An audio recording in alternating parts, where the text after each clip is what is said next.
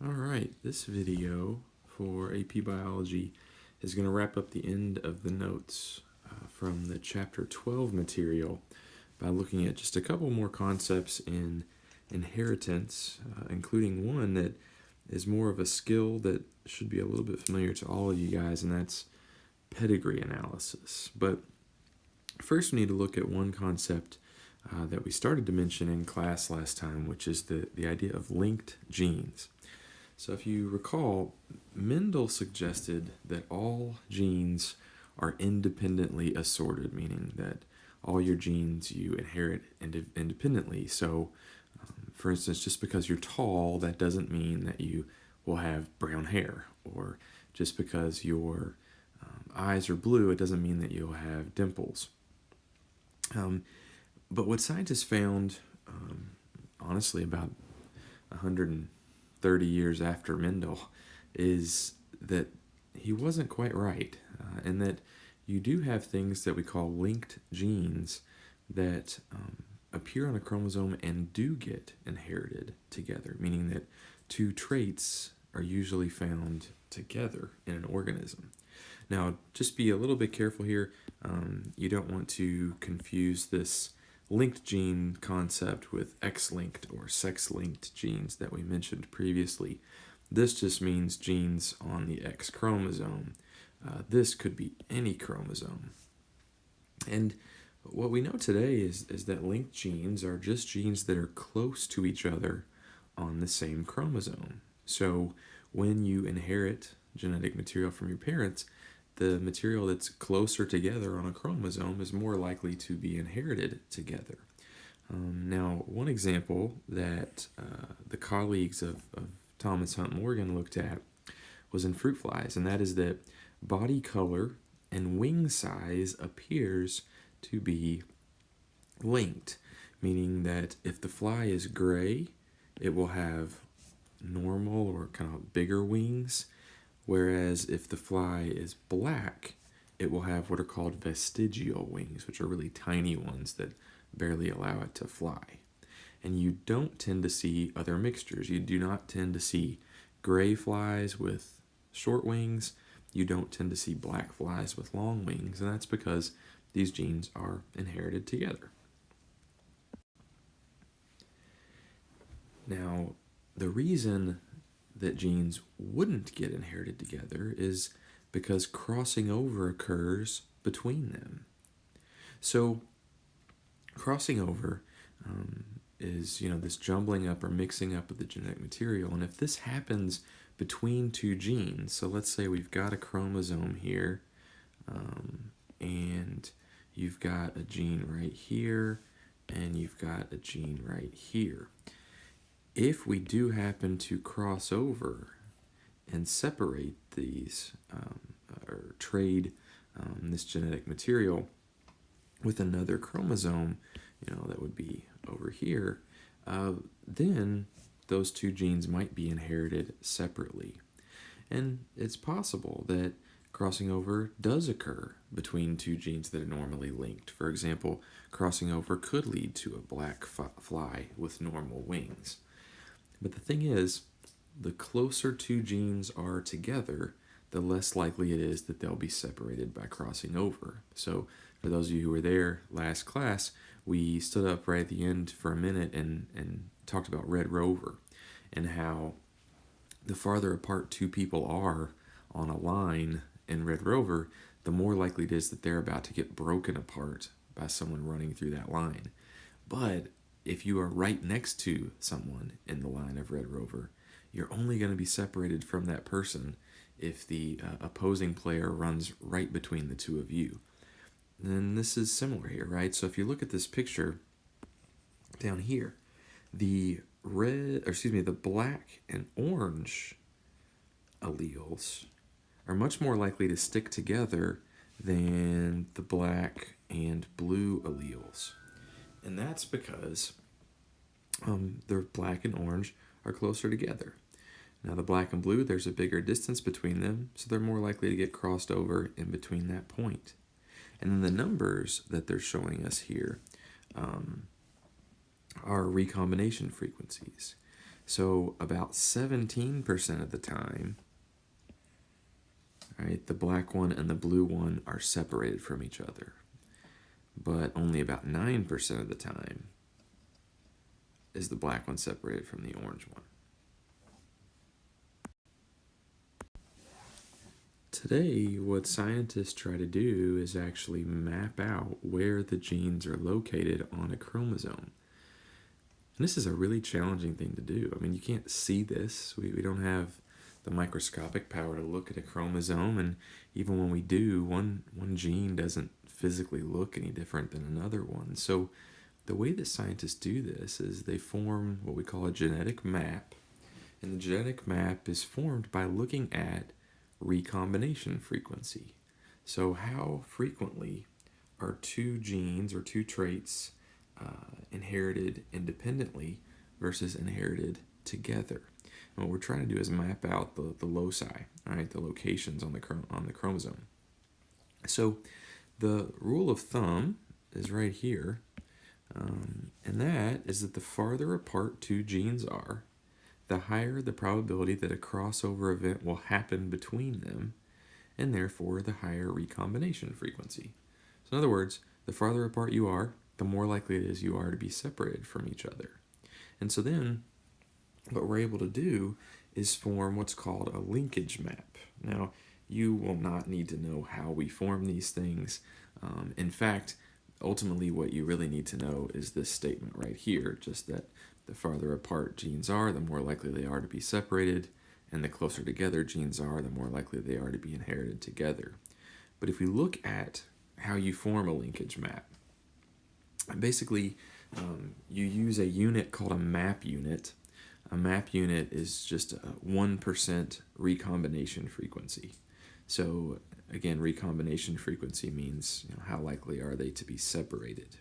So if we look at these genes here on this map, we have to establish a starting point. And so the starting point they use here is aristae, which are kind of like antenna on the fly's head. And then they compare these other traits to the aristae. So body color seems to be somewhat linked to the aristae. And we find that it has a recombination frequency of about 48.5, so it is 48 map units away. It is a little bit more likely that this eye color gene here will be separated from aristae. It's a little bit farther away. And it's a little bit more likely that length of wing will be separated from aristae because it's a little bit farther away. And then at least the traits that we're studying here, this other eye color gene is 104.5 map units away, which means that's really far away, and that means that basically none of the time will eye color, according to this gene, and aristae length really be inherited together. They're going to be totally unlinked and separate. Now we also have just a few other patterns of inheritance that can be studied. This is kind of one of those things where they mention it in the AP curriculum, they mention a couple of terms, and they never really explain what they expect you to know about it. So just a couple terms here to be familiar with. Generally, it doesn't really matter which allele you get from mom and which allele you get from dad. They're equally likely to be expressed in the offspring, and it doesn't really matter who the gene or who the allele came from. But scientists have identified about 30 to 40 different genes in mammals where the phenotype you end up with actually depends upon which parent passed along the alleles for that trait. And we call this genomic imprinting, or the idea that a gene can be imprinted. And what that means is that an imprinted gene during gamete formation might be either silenced or essentially blocked out in the sperm or egg. So, for instance, if you get a gene imprinted in dad's sperm, you still inherit that gene, but if it's imprinted, it will be silenced. So what you will express is what you got from your mom. And then here on the slide, I think my example is the opposite here. If an allele is imprinted in mom, it will be silenced in the egg. You'll still get that allele, but you will basically automatically express the paternal allele because that one is imprinted. We'll see a couple examples of this later this year as well. So for now, just realize that genomic imprinting is a way to sort of determine which parent's genes get expressed. The other thing that they want you to be familiar with is the fact that you do have other genetic material, and we've kind of mentioned this previously when we talked about endosymbiosis. Mitochondria and chloroplasts, they have their own little genetic material. What we know is that all extranuclear DNA, like mitochondrial DNA in humans, is from mom. And the reason is because, the egg cell is really what becomes the new organism, the zygote. This egg cell is a nucleus with a surrounding cell. And then you have this sperm cell that comes in from dad. But what happens is when the sperm cell joins here, the only thing that actually enters into the egg is the nucleus. And so the nuclei merge, and this big egg cell is what really becomes the new zygote. So all the organelles and things that are in this egg cell become the new organelles for the new organism. So all your mitochondria came from mom, which means all your mitochondrial DNA came from mom. All right, so the last thing here in organism inheritance is pedigrees. Now, human genetics is very difficult to study because of our long generation times.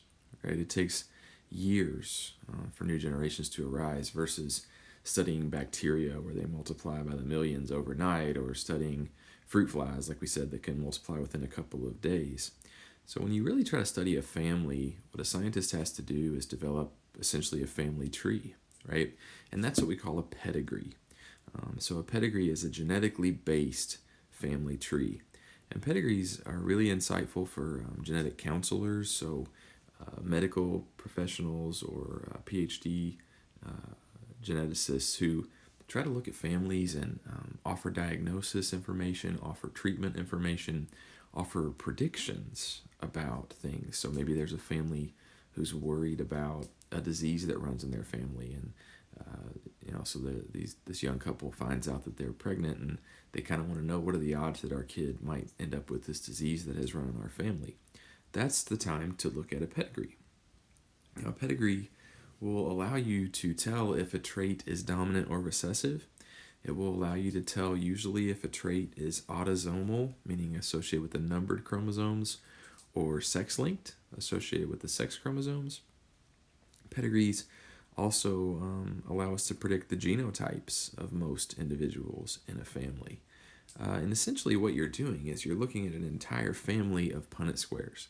So, kind of like I mentioned before, I encourage you guys to use Punnett squares anytime that they would help you and that it would make you more comfortable. So when you're looking at pedigrees, if you're asked about the outcome of a mating event, feel free to draw Punnett squares in the margins and things to help you make sense of it. Now this picture right here comes directly from my freshman notes. I use it in Biomed as well. I think it's just a great little key of how to do pedigrees. We've seen problems in the past in AP where you were asked to draw a pedigree on a free response question. We've seen questions on the multiple choice part where it just shows you a pedigree and asks you a couple questions about it. So we do want to be prepared to run into these things. We're going to look at a couple of samples here in this set of notes, and then also you've got some questions to look at in your genetics practice problems. But just in terms of the basics, right? Squares are male, circles are female. If it's colored in, that means they have the trait. Right? If it's not colored in, it means they don't have the trait. A diamond is used to indicate that someone has an unknown sex. This doesn't mean you see somebody at the mall and you're like, I can't tell if that's a boy or a girl. This is really used in two situations. The most likely situation is someone is pregnant, but they don't know the sex of their child just yet, and so you can use a diamond. The other option is maybe if you go back multiple generations, you may not know whether someone was a brother or sister or a male cousin or a female cousin or something like that, so you might use a diamond. But usually we're looking at a brand new member of a family and we haven't found out what their gender is yet. Don't forget that horizontal lines are mating events. Double horizontal lines are consanguineous, which means they're directly related individuals who are mating. Vertical line indicates children. A bracketed line indicates siblings. And then I don't think twins will factor in that much, but non-identical twins come right off the line. Identical twins have a little bit of a dash there first. But hopefully you guys remember the gist of this stuff, the basics. Now, there are a lot of ways to do pedigrees. It's kind of like doing a puzzle, right? There are probably better ways than others. Like if you're trying to do a jigsaw puzzle, it often is best to start with the borders, right? But you don't have to do it that way. And pedigrees are similar. These are kind of like puzzles or riddles. And so there are ways that I personally think are good approaches, but there's also other ways to do it too. So if you have a way that you're comfortable with, do it that way. But I have a couple suggestions too. So the first thing that you should basically always ask is this pedigree dominant or recessive in terms of the trait that it's showing us? And, this is very often the question you'll be asked in terms of to assess a pedigree. The question becomes, how do you figure that out? Well, the simplest thing to do is to look at it, and if it skips generations, it's recessive. So if a trait appears to skip over a generation, that's an indication that it is a recessive thing. If it's dominant, it doesn't skip generations.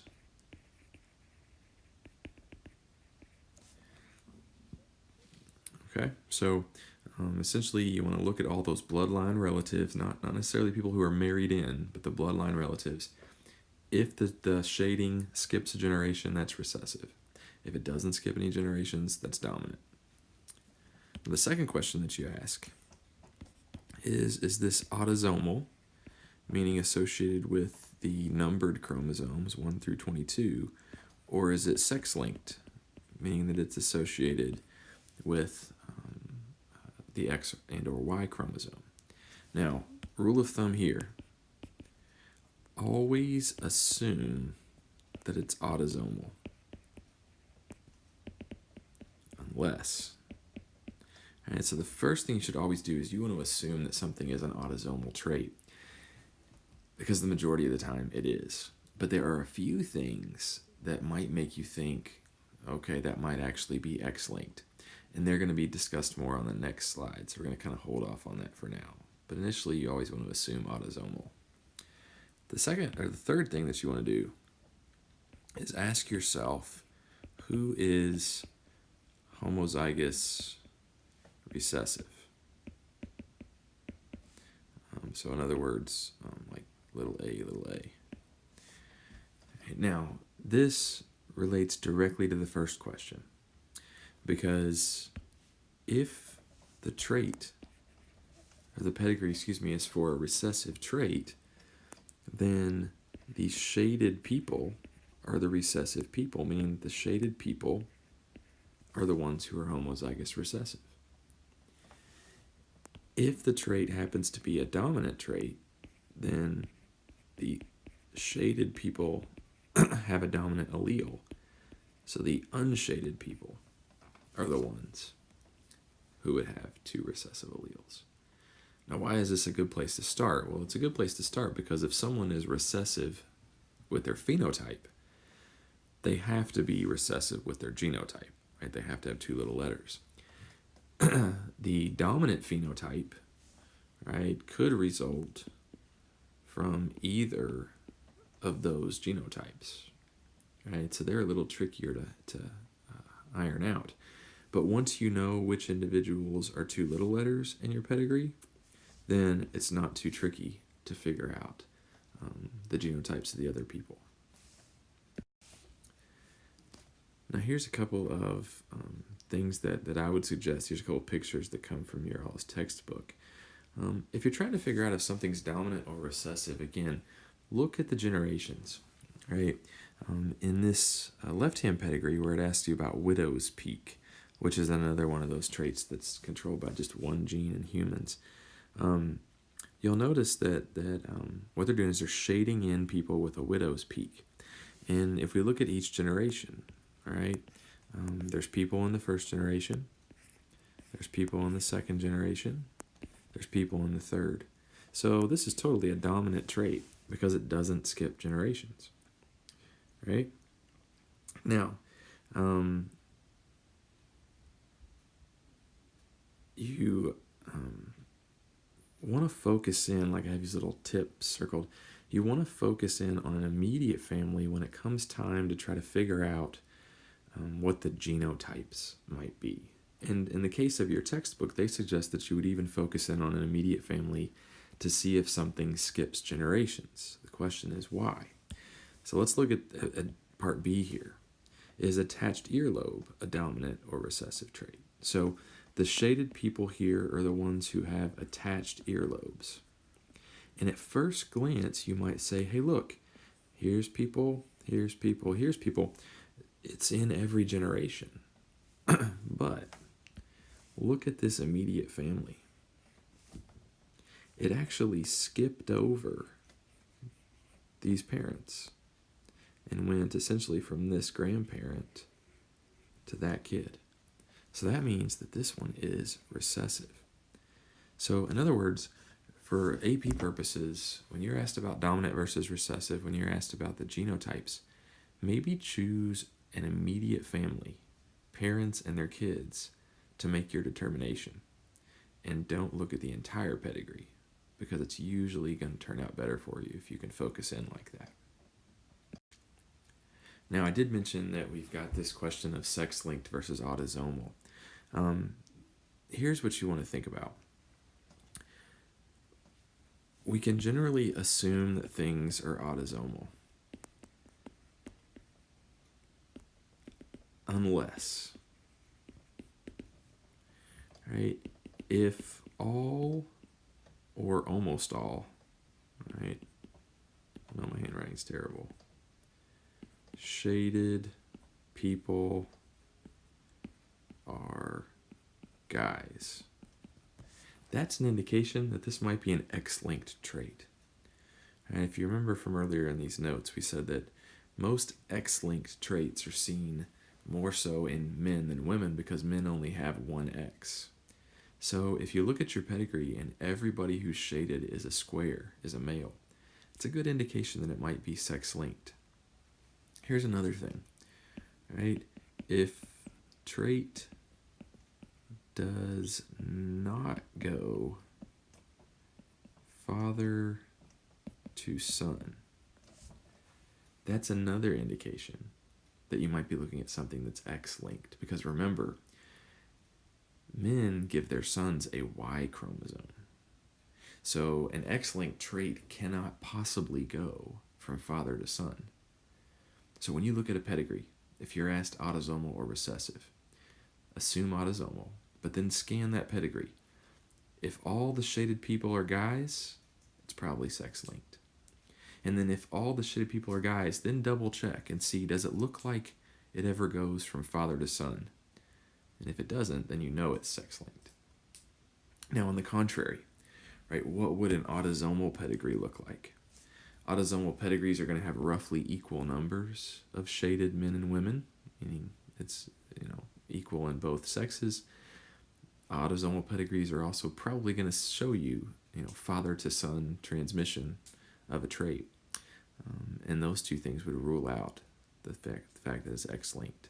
Now, the rest of this slide just talks about the kind of predictable inheritance of the X chromosome, right? Men only have one X. They have to get that from mom, so they can't, because it's the Y that transfers from father to son.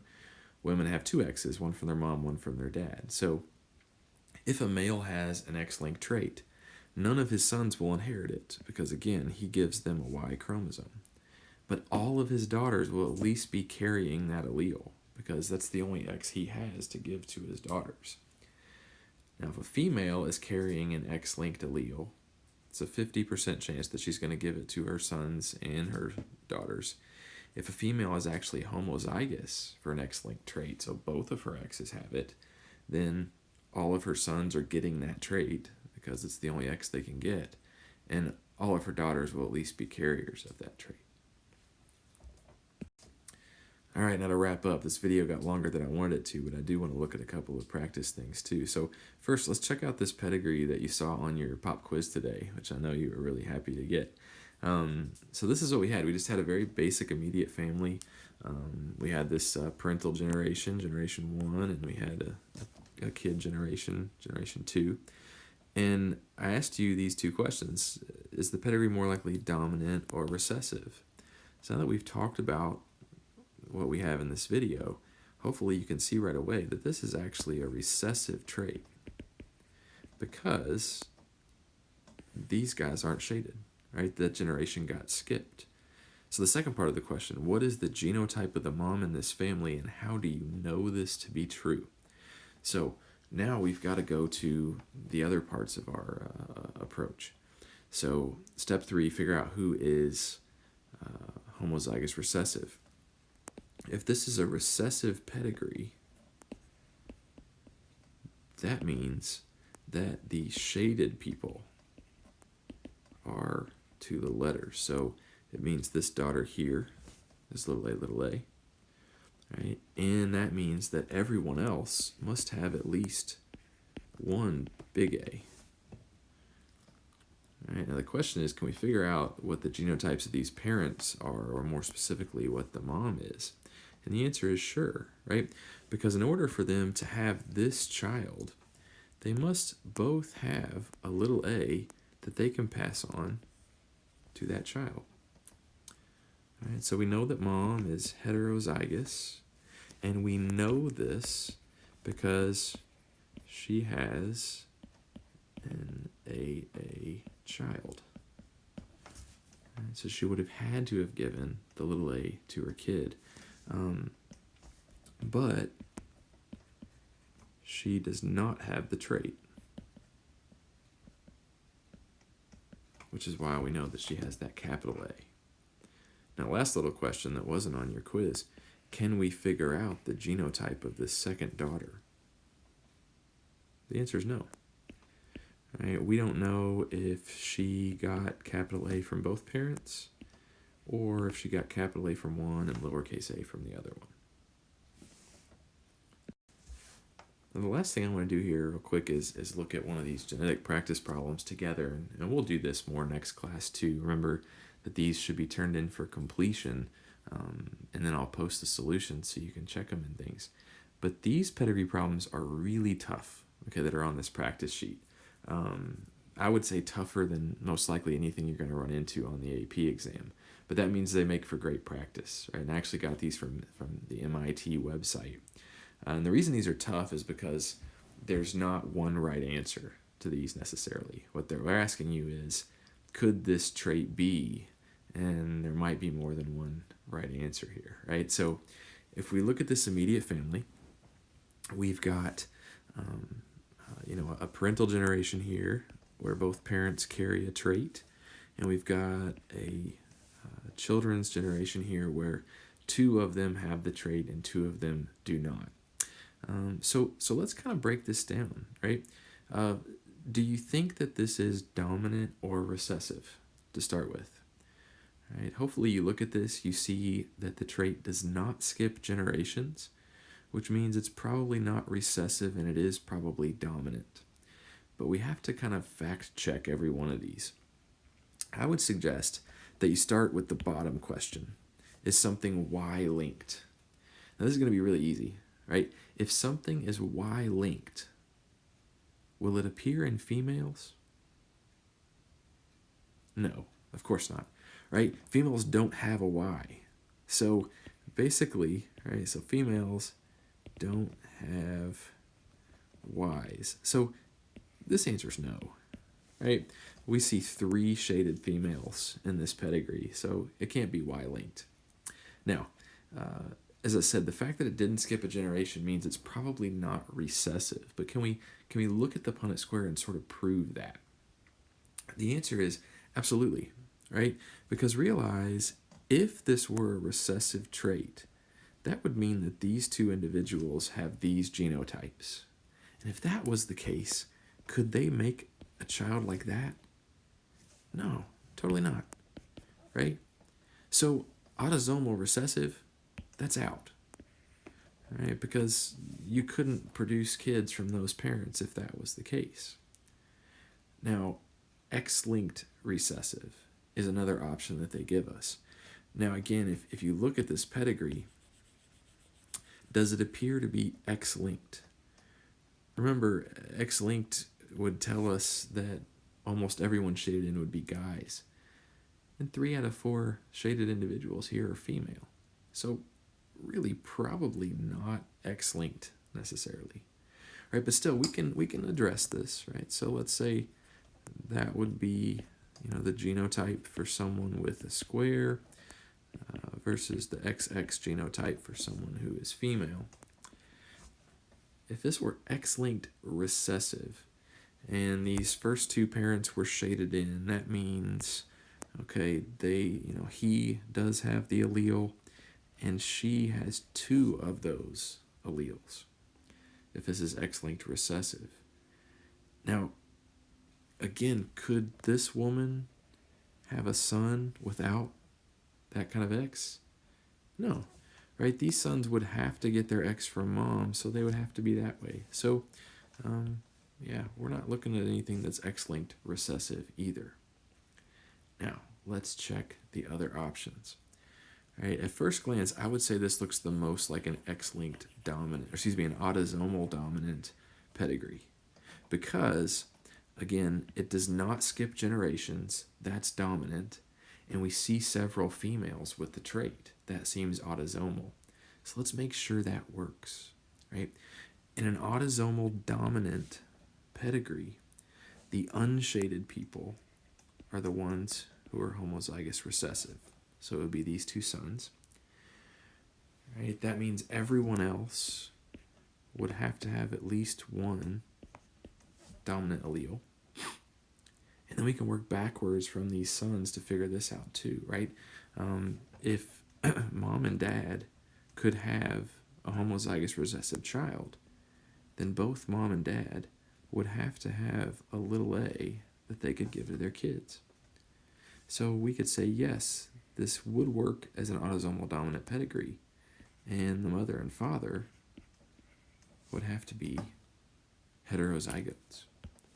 Now, we can't know for sure what the genotypes are here. It's kind of like that one we just saw in the quiz. But we don't have to for this question either. Now, the last possibility to break down here on this question is X-linked dominant.